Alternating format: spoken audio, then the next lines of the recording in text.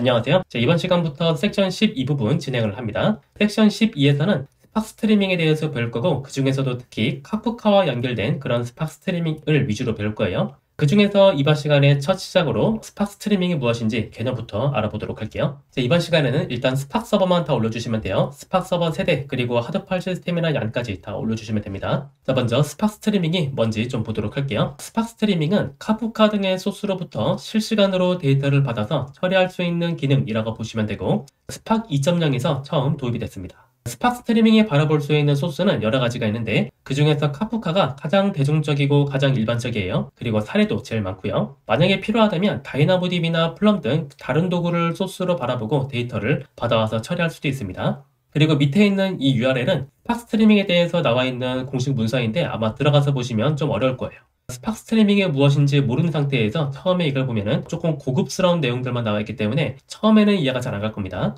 강의를 다 듣고 나서 보시면 아마 이게 이 내용이었구나 라는 걸 아실 거예요. 강의를 보시면서 중간중간 또 보시는 것도 권장을 드려요.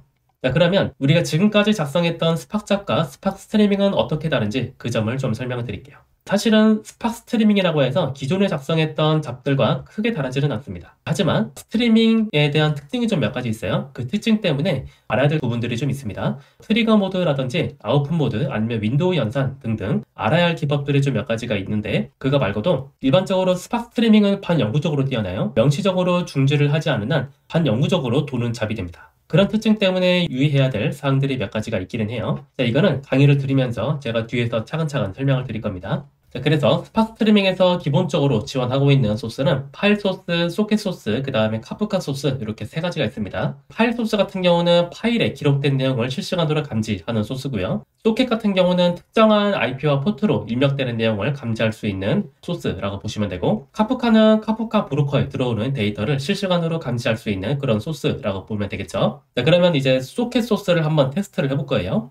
먼저 터미널 두 개를 띄워서 터미널 하나에서 nc-lk에서 1, 2, 3, 4를 가지고 1, 2, 3, 4 포트로 데이터를 보내겠다 준비를 하시고, 두 번째 터미널에서는 이 포트에 들어오는 데이터를 읽어서 보여주는 그런 간단한 프로그램을 띄울 겁니다. 그러면 여기 GitHub 소스를 잠깐 보도록 할게요.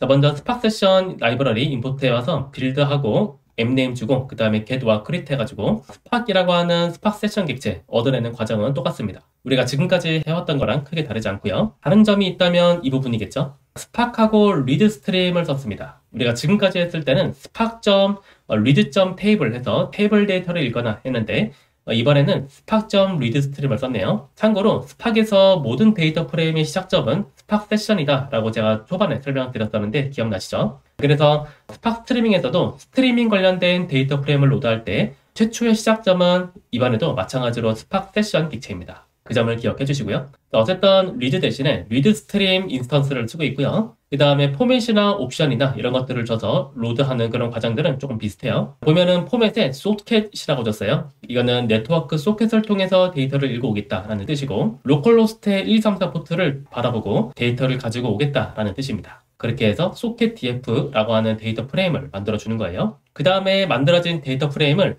write 스트림 하고 있습니다. 우리가 지금까지 썼을 때에는 데이터 프레임.write 했었죠. 데이터 프레임.write. save as table 같은 거를 썼었는데, 이제는 write 스트림입니다.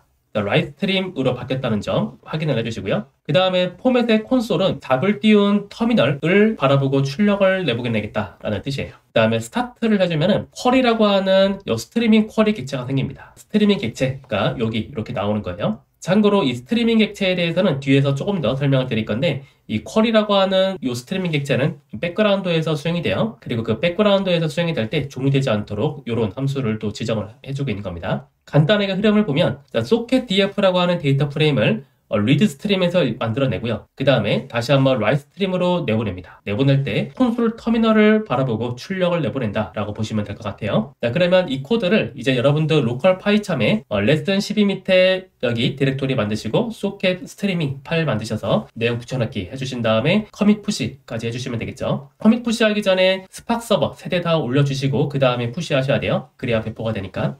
그렇게 진행을 하도록 하겠습니다. git 푸시까지 완료가 되면 터미널 두 개를 준비를 해주세요. 터미널 둘 다 모두 같은 서버 쪽으로 로그인 해주시면 됩니다. 예를 들어서 1번이면 1번, 2번이면 2번 이렇게 같게 로그인을 해주세요. 저는 1번 서버에서 해볼 거고요. 먼저 터미널 1번에서는 nc-lk하고 1, 2, 3, 4 이렇게 해주시면 돼요. 그러면 1, 2, 3, 4 포트로 데이터를 전송하겠다라는 의미입니다. 자, 1번 터미널에서 이렇게 띄워놓으시고 그 다음에 2번 터미널에서 방금 만들었던 소켓 스트리밍 내용을 올려주시면 되는데 로컬호스트 1, 2, 3, 4 옵션을 줘서 올려주시면 돼요. 로컬호스트 1, 2, 3, 4 이렇게 올려주시고 그 다음에 첫 번째 터미널에서 헬로 월드, 데이터 레이크 등등의 메시지를 전송을 해보면 됩니다. 그럴 때 여기 두 번째 터미널에서 어떻게 내용이 출력이 되는지 한번 보는 거예요. 먼저 하둡 계정으로 들어와서 하둡 파일 시스템이랑 얀 올려주시고요. 그 다음에 스타트 yan.shell에서 yan까지 다 올려주겠습니다. 자, yan까지 다 올라왔으면 빠져나와서 스팟 계정으로 들어오신 다음에 nc-lk 하고 1, 2, 3, 4 이렇게 준비를 해주시면 돼요. 이렇게 명령을 하고 그 다음에 두 번째 터미널 띄워서 잡을 올려보도록 할게요. 자, 지금 터미널 두 개를 띄웠어요. 자, 1번 터미널은 nc-lk 1, 2, 3, 4 유지를 해주고 있고 두 번째 터미널에서 이제 챕터 12_1에 들어와서 스팍 잡을 띄워볼 겁니다.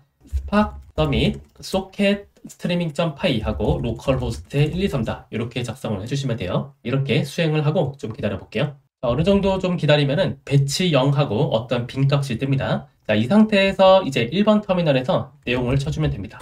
자, 헬로. 그러면 여기 배치 1이 돌면서 헬로라는 게 지금 떴고요. 월드를 치면 또 배치 2가 돌았고요. 하이. 이렇게 지금 나오고 있죠. 데이터 레이크, 스팍. 데이터가 들어올 때마다 그 내용을 감지하고 마이크로 배치라고 하는 어떤 단계가 돌고 있는 걸 볼 수 있는 거예요. 마이크로 배치에 대해서는 뒤에서 배우도록 하겠습니다. 그래서 이렇게 쳐보시면 됩니다. end spark. 그러면 이렇게 데이터가 보이고요. 좀 잘리기는 했지만 더 볼 수는 있어요, 나중에. 그래서 우리가 간단하게 네트워크 소켓을 통해서 데이터를 발행하고 그 소켓 데이터를 읽어서 스트리머로 처리하는 그런 간단한 프로그램을 지금 해본 겁니다. 자, 이번 시간 실습은 여기까지 하고 내용을 좀 정리를 해보도록 할게요. 자, 간단하게 실습을 해봤는데 스팍 스트리밍의 구조에 대해서 좀 정리를 해볼게요. 스팍 스트리밍 애플리케이션을 우리가 작성해봤지만 이 애플리케이션 구조는 지금까지 일반적으로 작성했던 스팍 애플리케이션 구조와 크게 다르지는 않습니다. 다만 스팍 세션에서 리드 대신에 리드 스트림이었고요. 그 다음에 데이터 프레임에서 라이트 대신에 라이트 스트림을 썼다. 그 정도의 차이점이 있었죠. 그 다음에 또 하나 차이점이 있었는데 쿼리 변수가 있었어요. 그 쿼리 변수는 스트리밍 객체라고 하는 이 객체의 변수입니다. 그리고 쿼리 변수에서 await termination 이 함수를 호출해야 잡이 종료되지 않고 계속 수행이 된다라는 특징이 있어요. 먼저 그림을 보시면은 우리가 일반적으로 작성했던 스팍 애플리케이션의 구조는 이런 식으로 구성이 된다라고 볼 수 있겠죠. 그러니까 모든 데이터 프레임의 시작점은 스팍 세션입니다. 그래서 스팍 세션에서 read 인스턴스를 써서 데이터 프레임을 얻어내고요. 여기서 여러 가지 가공 처리를 한 다음에 마지막에 전송할 때에는 write 인스턴스를 써서 내보냈죠. 하드 파일 시스템으로 내보내거나 아니면 S3로 내보내거나 아니면 테이블 형태로 내보낼 수 있었어요. 이게 구조가 이제 이렇게 바뀐 거예요. 똑같이 스팍 세션에서 read stream이라고 하는 인스턴스를 써서 데이터 프레임을 얻어내고요. 아직 가공 처리는 하진 않았지만 여기서 가공 처리를 이제 하게 되고요. 그 다음에 마지막으로 내보낼 때에는 write stream을 씁니다. write 대신에 write stream이 오고요. 이 write stream은 출력 대상을 지정할 수 있는데 그걸 싱크라고 해요. 자, 싱크 대상을 어디로 할 거냐를 지정해 주는데 지금 우리는 콘솔로 지정했어요. 아까 포맷하고 콘솔 이렇게 돼 있었어요. 그래서 출력 대상, 즉 싱크 대상을 콘솔로 지정했다라는 겁니다. 나중에 뒤에서 배우겠지만 콘솔 대신에 다른 것들이 다 가능해요. 그 다음에 데이터 프레임 write stream 하면은 리턴되는 변수가 있었는데 그 리턴되는 변수가 스트리밍 쿼리라고 하는 요 객체입니다. 요 타입 인스턴스라고 보시면 되고요. 이렇게 해서 얻어냈던 쿼리 변수는 백그라운드에서 수행이 돼요. 백그라운드에서 수행이 되면서 다음 인풋이 있는지 계속 살펴봅니다. 그래서 우리가 테스트했던 1, 2, 3, 4 포트의 값이 계속 들어오는지 이 쿼리 변수가 계속해서 백그라운드에서 확인하면서 만약에 들어온 값이 있으면 또다시 스팍 세션에서 이렇게 데이터 프레임을 만들어내는 그런 작업들을 해주는 거예요. 그래서 쿼리 변수가 백그라운드에서 계속 살면서 감시를 한다. 그런 구조라고 보시면 됩니다. 그리고 await termination을 찍어줘야 종료되지 않고 백그라운드에서 계속 돌게 되는 거예요. 자, 그 다음에 스팍 스트리밍에는 마이크로 배치라고 하는 개념이 있어요. 스팍 스트리밍에서 소스의 데이터가 발생하면 소스에 모여있는 데이터를 모아서 하나의 배치 잡으로 구성을 합니다.